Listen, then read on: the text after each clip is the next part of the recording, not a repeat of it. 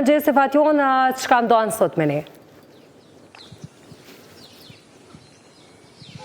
Mirëmëngjesi Agnesa për ty, mirëmëngjesi për të gjithë shikuesit e Koavizionit. Aktualisht jemi këtu te Muzeu Etnologjik këtu në kryeqytet dhe bashkë me mua është zotri Ilir Sopjani, me të cilin do të flasim pak më shumë në lidhje me muzeun. Tash e dim se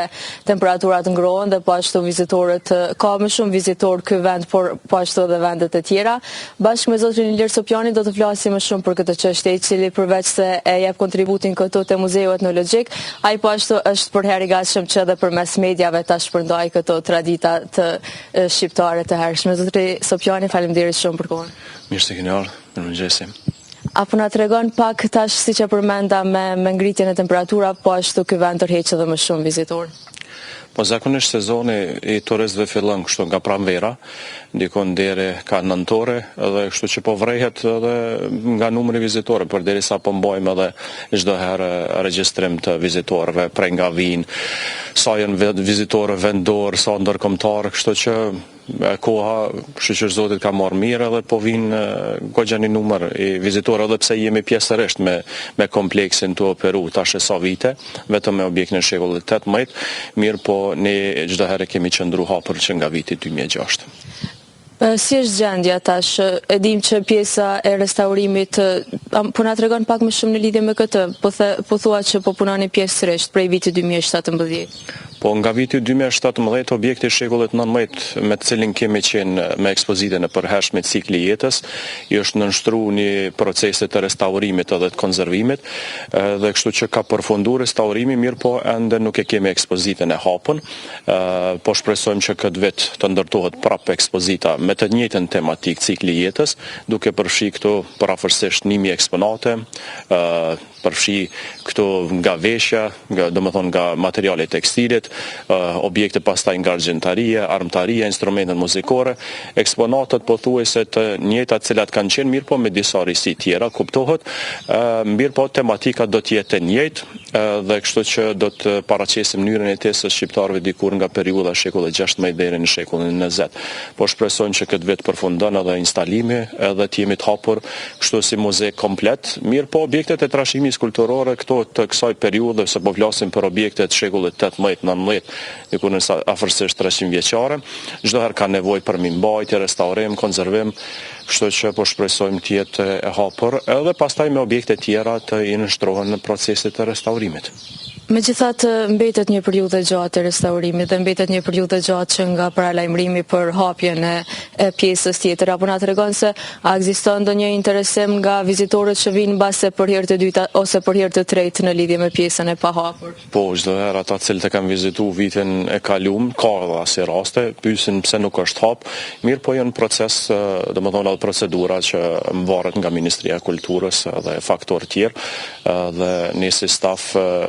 derisa jemi vetëm me këtë objekt hapur, kemi konsideruar që mos ta mbyllim tërësisht kompleksin, mirë po të paktën ta shohim objektin apo shtëpinë më të vjetër qytetare në Prishtinë, që është objekti i shekullit 18, ku kanë mundësi me pa gjithashtu edhe si kanë jetuar dikur me kuzhinën, dhomën e ditës, dhomën e mysafirëve, në shtëpi e vjetër qytetare. Aty qëndrojnë edhe dy pjesë të veshjeve, dy lloje të veshjeve kombëtare. Si ka shkuar i gjatë vitit 2025? A ka pas interesim apo rritet interesimi ndër vite apo po shkon duke ra? Jo, edhe pse kemi pas domethënë vetëm me këtë objekt, vitin e kaluar kemi shënuar rritje për mbi domethënë 2000 vizitorë më tepër se sa viti 2024. Aty kemi ekspozuar veshjen me xhobletën, veshjen e hasit, veshja me xhoblet nga se para 4 viteve në atë kohë e kemi vendos edhe aty veshjen kur është bërë edhe pjesë e UNESCO-s. Ky ka qëllimi që t'i bëhet edhe një informim edhe vizitorëve si veshja më e vjetër shqiptare, prandaj e kemi vendos në Odë ose në dhomën e mysafirëve, nga sa aty nuk e ka vendin, do të jetë pjesë e objektit të shekullit 19, ndërsa veshjen e hasit po atë vit kur e kemi vendos e kemi marrë si dhuratë dhe prandaj e kemi vendos po të njëjtën hapësinë, domethënë në Odën e miqve apo në dhomën e mysafirëve. Ndërsa këto dy veshje do të jenë pjesë e ekspozitës përhershme, duke përfshi këtu edhe mbi 20 pjesë tjera, edhe mbi 20 palë, domethënë veshje nga trevat ndryshme të Kosovës. Zotëri Sopjani, si po qëndron gjendja në lidhje me grup moshat, sa po ka interesim nga të rriturit, sa po ka interesim nga breza të rinj që ta dëgjojnë traditën, kulturën shqiptare? Muzeu është i hapur për gjithë, përveç të hanëve. Në bazë të statistikave të cilat i mbajmë çdo vit, në Muzeun Etnologjik dikon janë mbi 80% vizitorë ndërkombëtar, ndërsa 20% janë vizitorë vendor, duke përfshirë këtu edhe diasporën, pastaj edhe programe me shkollat fillore të mesme, edhe pse që një kohë gjatë nuk kemi pas mundësi që t'i paranojmë gjithë për shkak të hapësirave, mirë po këtu në bazë të asaj që e shohim në muze, janë moshat mesatare, moshat e vjetra më tepër ato të cilat e vizitojnë kompleksin, po flas për vizitorët ndërkombëtar. Me të pyeta ka ndonjë pjesë që e veçojnë më shumë vizitorët, nuk po të pyes për arsye se ka do të qëndron vetëm pjesërisht i hapur, por sa apo na tregon mbase se çka ju lë përshtypje më së shumti kur e kanë vizituar më herët apo kur e vizitojnë tash, pasi që edhe pjesa e veçjeve është goxha interesante. Po, vetë kompleksi i kësaj periudhe, po flasim për shtëpi 300 vjeçare në qendër të shtetit Prishtinës, ku kanë mbetë vetëm 3 komplekse të kësaj periudhe, objekte tjera janë rënu me kohën, para luftës, gjatë luftës, edhe mbas gjithashtu kemi humbur një numër të madh të objekteve të trashëgimisë kulturore. Vetë arkitektura e këtij kompleksi i zgjon kurreshtje dhe është shumë interesante për kohën kur është ndërtuar, nga se ka qenë si familje e pasën që ka jetuar, mirë po të njëjtën kohë edhe për ka tipi ndërtimit e objektit shekullit 18, pastaj shekullit 19 me ngrohjen qendrore, me sistem të ajrosjes, me ndërtesë vetëm me 3 komponente natyrore, me gurin, drurin dhe dheun,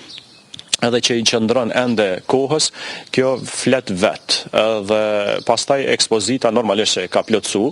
mungon, domethënë, siç thash, do të jetë ekspozit me 1000 eksponate, mirë po vetëm objekti i shekullit 19 çdo herë ka zgjuar kurreshtje edhe nuk po mungoj numri vizitorëve, kështu që po presim edhe këtë vit të kemi numër më të madh mbas të asaj që e shohim se vitet 2024-2025 kemi pas mbi 20% ngritje të turizmit në Kosovë në përgjithësi. Apo është vështirë ruajtja, pasi që po flasim për gjësande dhe objekte të cilat janë shumë të vjetra? Po, përderisa ne jemi pjesë e Muzeut Kombëtar të Kosovës, Muzeu Kombëtar të Kosovës ka edhe stafin për restaurim, konservim të eksponateve. Në vitet e kaluara jemi marrë gjithashtu edhe një staf në konservimin e eksponateve nga materiali i drurit, i metalit dhe i dheut, ndërsa pjesa e tekstilit ende po trajtohet në objektin